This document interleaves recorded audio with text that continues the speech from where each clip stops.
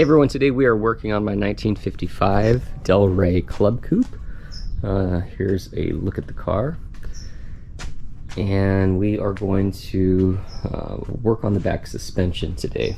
We've got all the parts that have come in, our leaf springs, brand new shackles, new U-bolts, also new shock plates. We've got the passenger car shop manual, and then also some new shocks.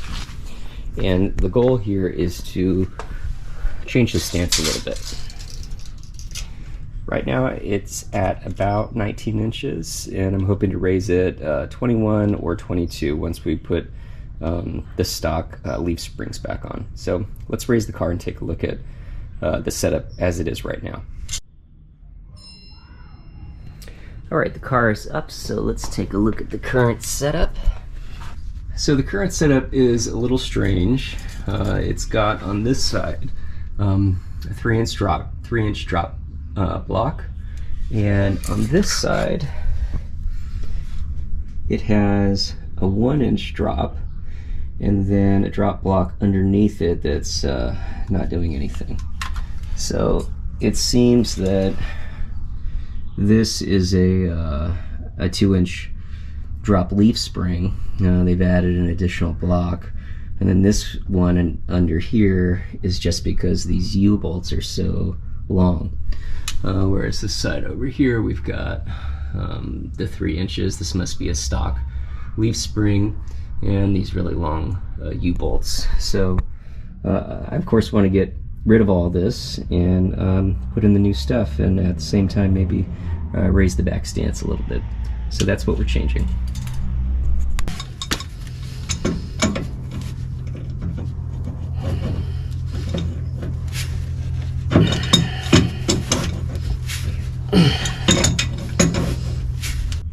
Alright, so we're replacing the shock, and something worth noting here is whoever had this car before me included one of these shock plates, so it's welded right onto the frame.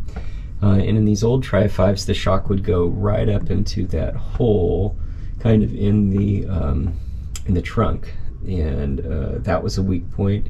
And you can tell if you look on this side, looks like someone completely blew out that anchor for the old shock, and so then they welded on this much better sort of setup of a shock plate.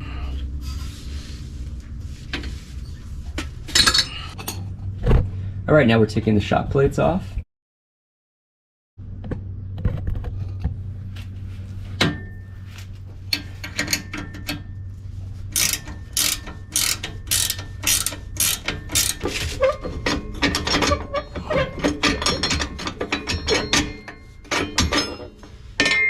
Alright, so we got the shock plate off, and we're now going to remove the lowering block and these old U-bolts.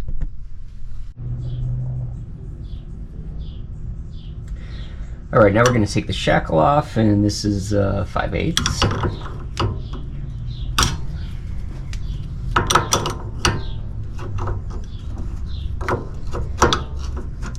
And I'm just getting this one loose. I'm going to keep it on. And now we're going to go to the other part of the leaf spring. Okay, next we're taking the bolt off that holds the front of the leaf spring. You can see I've got a wrench there, and you can kind of see where the bolt fits in right there. I've got my socket on it. It's a 3/4 bolt, and come around this way. You can see where my wrench is, and it goes right through the frame. So you need an extender and a deep socket, 3/4 bit, in order to loosen this up.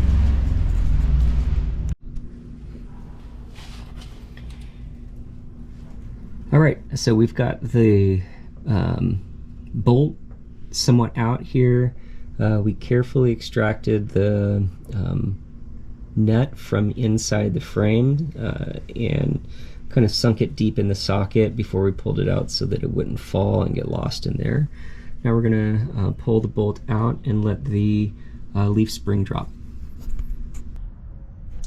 All right, next we're taking these shackles off and we're gonna let that drop too.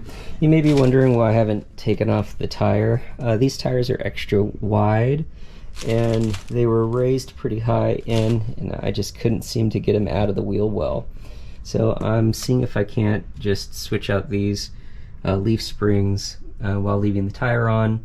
If I have to, I'll put the leaf spring back on, remove the drop block, and that will raise the car, and then I'd be able to get the tire off, but I'm just gonna see if I can do it without that. So now time for the shackles.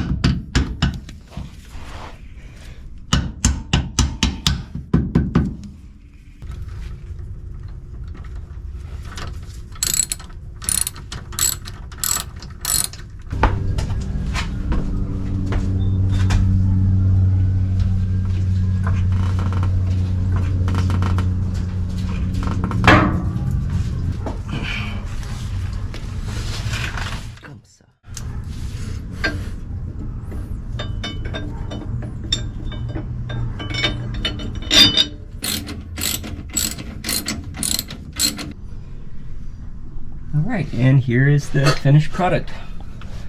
We've got our new leaf springs and our new shock blocks there and U-rings. We put in a new shock absorber, and these go up to the new shackles. And I like the way this looks. Alright, now it's time for the second leaf spring. We've got the car jacked up, and you're going to want to remember that you'll also want a jack on the back of the frame here too.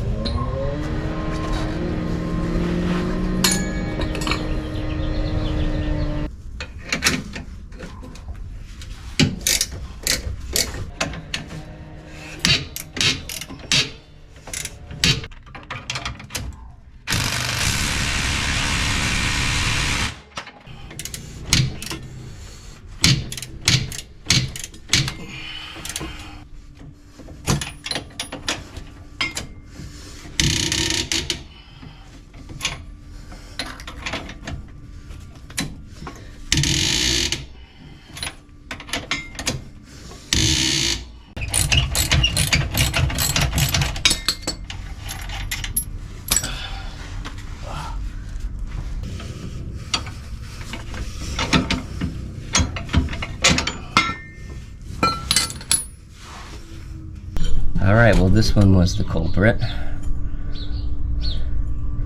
It's absolutely threadless now. And that was a bear to get off.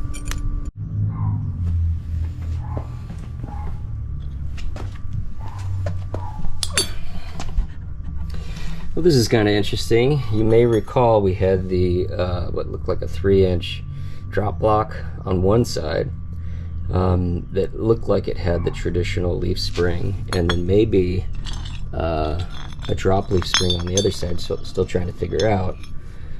But this had what I thought were 1-inch blocks, but now if you look at it closely, you see that somebody sawed this 3-inch one in half. So the height was off, based on which leaf springs they had, and then they just took one of these and sawed it in half and put one on top of the leaf spring where it would drop it, and then the underneath, just because of the really long U-bolts. So kind of fascinating.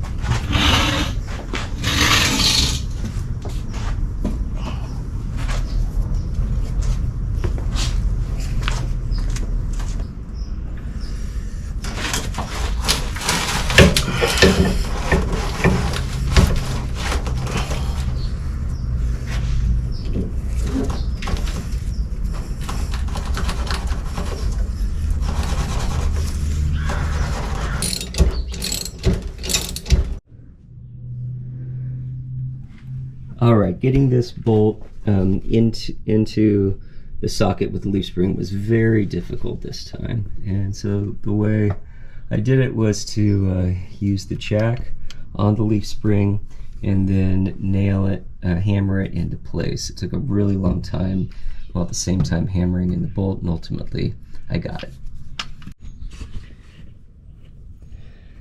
So we've got the bolt in, and now we need to get the nut on, and you can see the end of the bolt there. The nut needs to go through this hole here, so it's pretty deep. So of course you need an extender socket, but one of the real challenges is getting this little washer on. So what I did was using a magnet here, so I'm going to come on the outside and get it on, and then what I did was I jammed some plastic inside the socket so that the bolt is closer to the front, so I can see that it threads on properly. And we're going to be looking for all of this through this side here, where we can see just the end of the bolt. Okay, let's do it. You can see the washer. I've got it on the magnet, and I'm pushing it on to the inside of the bolt, pulling up, and there it's fastened. If you can see that. All right, well, this project is done, and the car looks pretty good. I like the new stance here. With the leaf springs, the new ones in, we're now at 21 inches, and that's closer to what I wanted with this car.